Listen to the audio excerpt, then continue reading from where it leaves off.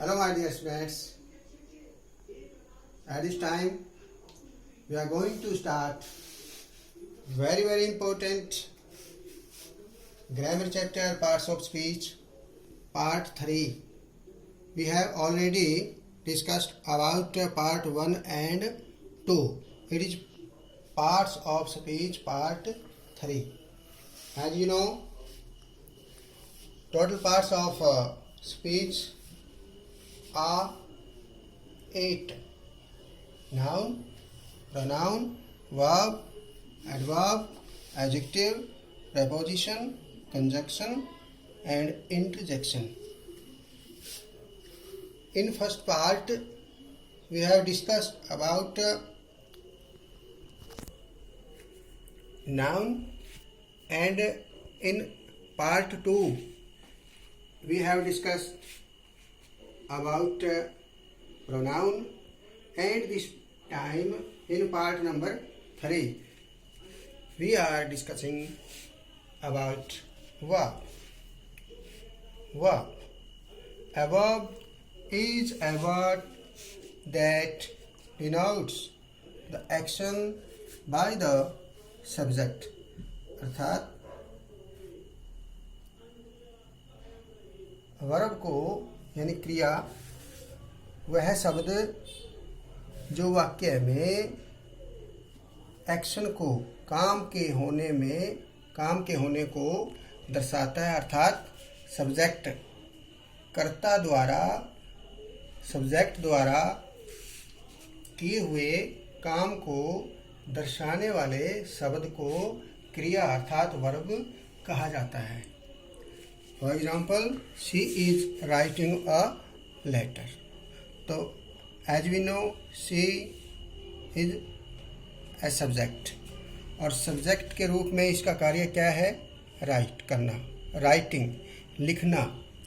तो लिखने के लिए जो वर्ड इसमें आया है राइट, जिसमें हमने आईएनजी लगाया, राइटिंग, यह है वर्ब. तो इस वर्ब के द्वारा हमें पता चला है इस सेंटेंस में कि शी ने यानी उसने कौन सा कार्य किया है. She is writing a letter. वह एक पत्र लिख रही है. पत्र लिखना अर्थात ये कार्य है. तो राइट जो वर्ब है ये दर्शाती है कि क्या कार्य हुआ है. As we know, conjugation of verbs. A verb have its 4 forms. 4 forms. First is do, second did, third done and doing. ज़्यादातर बुक्स में आप देखते हैं फर्स्ट, सेकंड और थर्ड वर्ब के रूप में कि conjugation of verb have 3 forms. First form, second form and third form. But I am thinking here that is also a verb which have plus ing. First is present, past participle and present participle और gerund के रूप में ing आता है इसमें. तो verb की जो फॉर्म है 3 नहीं बल्कि 4 के बारे में हम अध्ययन कर रहे हैं. देखेंगे ध्यान से. डू, डिड, डन, और डू के साथ आईएनजी लगाते हैं तो ये चौथी वर्ब की फॉर्म बन जाती है doing. Next is write, wrote, written, writing. Write first form है, second form wrote, third written. Written की स्पेलिंग देखें WRITTEN. एंड जब हम राइटिंग में आईएनजी लगाते हैं तो जो लास्ट का ई है, ये देखेंगे बच्चे सभी, WRIT में जो ई है ये कट जाता है और उसके बाद आईएनजी लगाते हैं तो राइटिंग में. इसलिए these are 4 form of verbs: write, wrote, written and writing. Third is play, played, played and playing. First form, second form, third form. And ये आगे हम जो फर्स्ट फॉर्म होती है उसके साथ हम आईएनजी लगा देते हैं तो ये हो जाता है playing. We are discussing about the next point, weak verbs and strong verbs. आप कई बार टेक्स्ट बुक में देखते हैं कुछ वर्ब ऐसे होते हैं जिनको वीक कहा जाता है, weak verb and strong verb. कुछ वर्ब फाइनाइट, जिसको हम finite and non finite verb होती हैं, इसके बारे में भी हम डिस्कस करेंगे। नेक्स्ट हम डिस्कस करेंगे transitive verb and intransitive verb and phrasal verb. So at first we are discussing weak verb, present, past and past participle, right. Walk, walk, walked, walked, want, wanted, wanted, spend, spent, spent। अर्थात इसमें हमने देखना है जो present की verb है, first जो verb होती है, यदि उसकी पास्ट में सेकंड और थर्ड फॉर्म, ये जो सेकंड फॉर्म है, यदि सेकंड थर्ड फॉर्म बनाते हुए हम डी या ईडी या टी लग करके सेकंड या थर्ड फॉर्म बनती है, यदि फर्स्ट फॉर्म के साथ प्लस ईडी या डी या टी, ईडी डी या टी लगने के बाद जब सेकंड फॉर्म या थर्ड फॉर्म बनती है तो these are called weak verbs. ये वीक वर्ब कही जाती हैं। वीक का हिंदी में मीनिंग होता है कमज़ोर, हल्की। वीक वर्ब्स जिनमें फर्स्ट फॉर्म के साथ सेकंड फॉर्म बनाते हुए, थर्ड फॉर्म बनाते हुए या तो उसमें ईडी लगता है या डी का प्रयोग होता है, ईडी डी या टी। जैसे स्पेंड है, स्पेंड यहाँ डी था ना, तो डी की जगह यहाँ टी हो गया, स्पेंड, स्पेंड, स्पेंट, स्पेंट। तो आप सबको बच्चों को पता लगा वीक वर्ब कौन सी होती हैं, जो पास्ट में, पास्ट पार्टिसिपल में ईडी डी या टी ऐड होने के बाद सेकंड थर्ड फॉर्म बनती है तो उसको वीक वर्ब कहा जाता है। Next is strong verbs. Strong verb में क्या होता है, जो इनसाइड वॉवल होता है, इनसाइड वॉवल, जैसे इसमें कम है ओ, इसमें ओ है, कम, केम, तो ओ की जगह क्या आ गया यहाँ ए, ये वॉवल ओ था, ये ए, कम, केम, कम, फिर ये ओ, यानी इनसाइड बीच का जो वॉवल है, जो स्वर है, वॉवल को हिंदी में स्वर कहते हैं, स्वर, जो स्वर है उसमें चेंजिंग हो जाती है। इसमें कहीं डी या टी या ईडी नहीं लग रहा है, इसमें केवल जो इनसाइड वॉवल होता है, जो बीच का जो वॉवल होता है, केवल उसमें चेंजिंग हुई है। कम, केम, कम, सी, सौ, सीन, जैसे इसमें एक लगी यहाँ पर देखो ई था, सीन, ये डबल ई होगा, ए के बाद फिर डबल ई होगा, तो ये वावल में चेंजिंग होगी, यानी स्वर में चेंजिंग होगी। राइट, रोट, अब देखो राइट में यहाँ आई था, यहाँ ओ हो गया, तो वावल में चेंजिंग हो गया, यानी स्वर में चेंजिंग हो गई। तो ये कौन सी वर्ब है, स्ट्रॉन्ग वर्ब, स्ट्रॉन्ग वर्ब।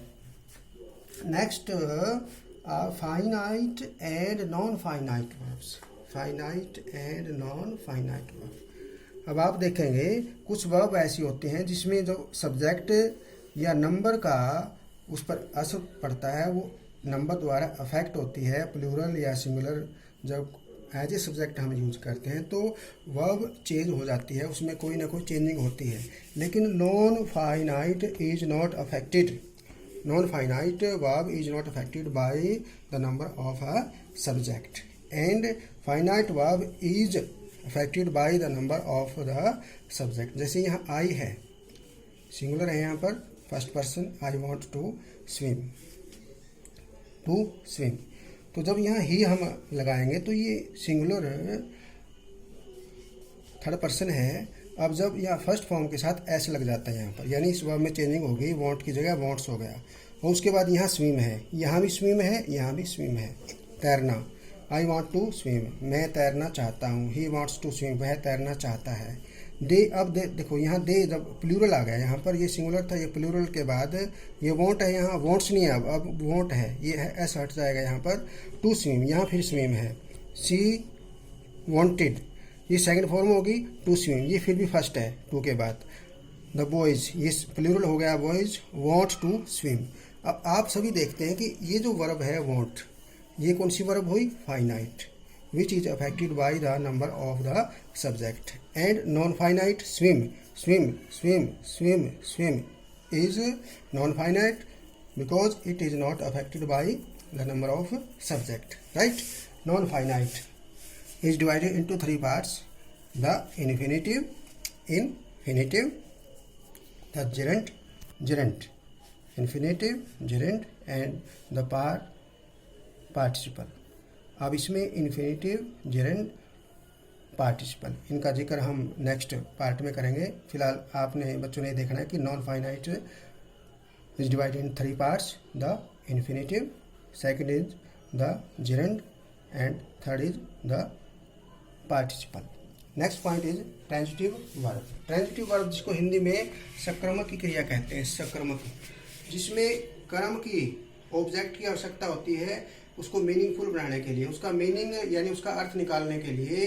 यदि कर्म नहीं होगा तो उसका मीनिंग पूरा नहीं होगा, उसको हम सकर्मक क्रिया कहते हैं, जिसमें कर्म की जरूरत होती है, ट्रांजिटिव वर्ब। और इन ट्रांजिटिव वर्ब को अकर्मक बोलते हैं, जिसमें बिना कर्म के भी, बिना ऑब्जेक्ट के भी उसका अर्थ पूर्ण हो सकता है। For example transitive verb, Ram killed a snake. अब ये जो किल्ड है ये वर्ब है, कौन सी वर्ब है? ट्रांजिटिव। क्योंकि यदि हम इसमें 10 स्नेक ना लगाएं तो इसको हम पढ़ेंगे राम किल्ड, ये अधूरा है, राम ने मारा, किसको मारा, यानी अधूरा है, ये ऑब्जेक्ट आना जरूरी है। किसको मारा पूछा जाएगा, किसको मारा? स्नेक। तो ये ट्रांजिटिव वर्ब है क्योंकि इसमें बिना ऑब्जेक्ट के इसका मीनिंग कंप्लीट नहीं होता। सी लाइक्स, वह पसंद करती है, किसे पसंद करती है? कोई ना कोई ऑब्जेक्ट के रूप में कोई ना कोई चीज़ आएगी यहाँ पर, क्रिकेट, तो यहाँ क्रिकेट लगाना जरूरी है, तभी इसका मीनिंग कंप्लीट होगा।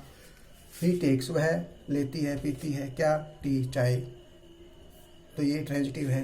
ही बॉट, उसने खरीदा, क्या खरीदा? बाई, जो फर्स्ट फॉर्म है बाई, उसने खरीदा, क्या खरीदा? A book. यदि हम यहाँ ए बुक ना लगाएं तो ये हो जाएगा ही बॉट, उसने खरीदा, तो ये अधूरापन है इसमें, इसलिए इसको पूर्ण करने के लिए हमें ऑब्जेक्ट की जरूरत होती है, a book.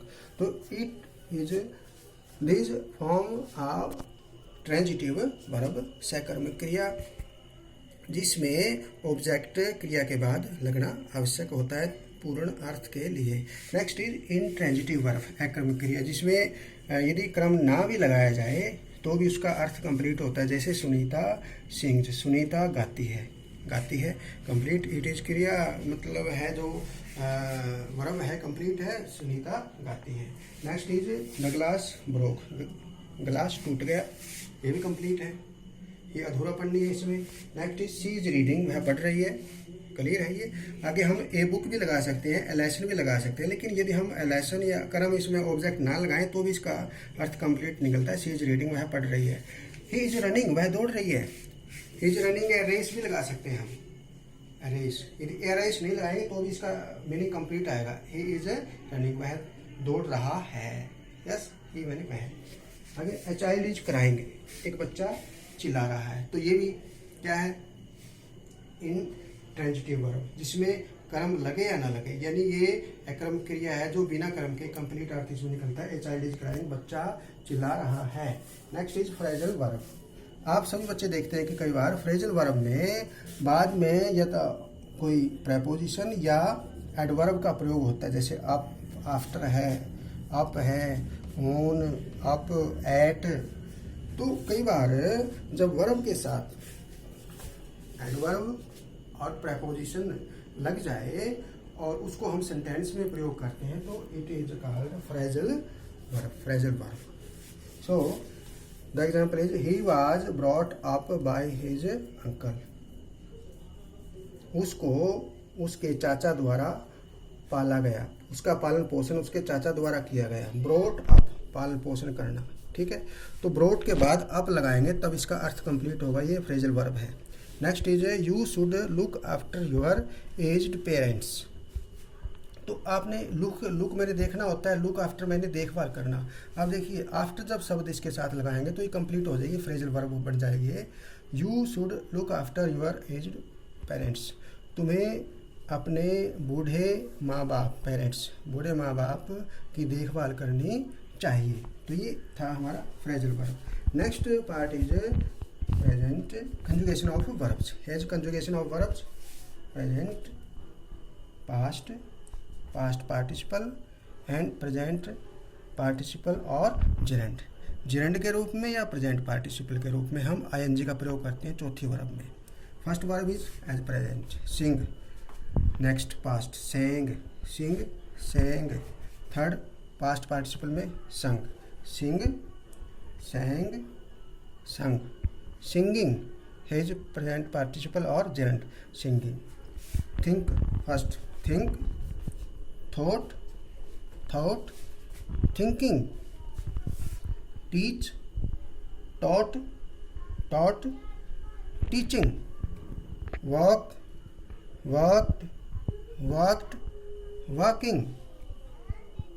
take, took, taken, taking। go, went, gone, going। Next दोबारा देखेंगे, sing, sang, sung, singing। think, thought, thought, thinking। teach, taught, taught, teaching। walk, walked, walked, walking। take, took, taken, taking। go, went, gone, going। तो इस प्रकार आप सब बच्चों ने देखा कि हमने पार्ट्स ऑफ स्पीच में पार्ट 3 में फर्स्ट में हमने नाउन की प्रैक्टिस की, सेकंड में प्रोनाउन की प्रैक्टिस की और थर्ड में अब हम वर्ब की प्रैक्टिस कर रहे हैं, क्योंकि टोटल प्रैक्टिस हमने 8 पार्ट्स की करनी है, पार्ट्स ऑफ स्पीच में 8। तो आज वर्ब में बच्चों ने वर्ब की डेफिनेशन लिखी and conjugation of verbs, right. Next weak verb and strong verbs. Next finite and non finite verbs and transitive verb and intransitive verb and has conjugation of verbs, present, past, past participle, present participle और gerund के रूप में जब ING लगता है। तो इस प्रकार आप सभी बच्चे देखते हैं कि ये वर्ब का चैप्टर कितना महत्वपूर्ण है आपकी टेक्स्ट बुक में, और ये हर क्लास के बच्चे के लिए महत्वपूर्ण है। अब ये पार्ट्स ऑफ स्पीच में फिर पहले हमने पार्ट में भी कहा था कि ये चाहे थर्ड क्लास का स्टूडेंट है, चाहे 12th का है, 10th, 8th, 6th, चाहे ग्रेजुएशन कर रहा है बच्चा, हर एक के लिए ये पार्ट्स ऑफ स्पीच में ये चैप्टर बहुत ही इंपॉर्टेंट है। और इसके जो 8 पार्ट्स हैं जिसमें आज हम वर्ब कर रहे हैं, यदि वर्ब नहीं होगी तो इंग्लिश का कोई अस्तित्व ही नहीं रहेगा। जैसे लैंग्वेज है, क्रिया होती है, लैंग्वेज का कोई अस्तित्व नहीं होगा क्रिया के बगैर। तो इंग्लिश में क्रिया को वर्ब कहा जाता है। तो वर्ब का जो ये चैप्टर हम डिटेल में हमने डिस्कस किया, आप सभी बच्चे आपस में डिस्कस करेंगे इस प्रकार और लिखेंगे, नोटबुक पर नोट करेंगे। और ये पूरे के पूरे पॉइंट है जिसमें हमने वर्ब के बारे में डिस्कस किया, आपस में डिस्कस करते हुए ज्ञान प्राप्त करेंगे तो आपका इंग्लिश का सीखना और पढ़ना लिखना बहुत ही आसान हो जाएगा। Very good, thank you, okay, bye bye.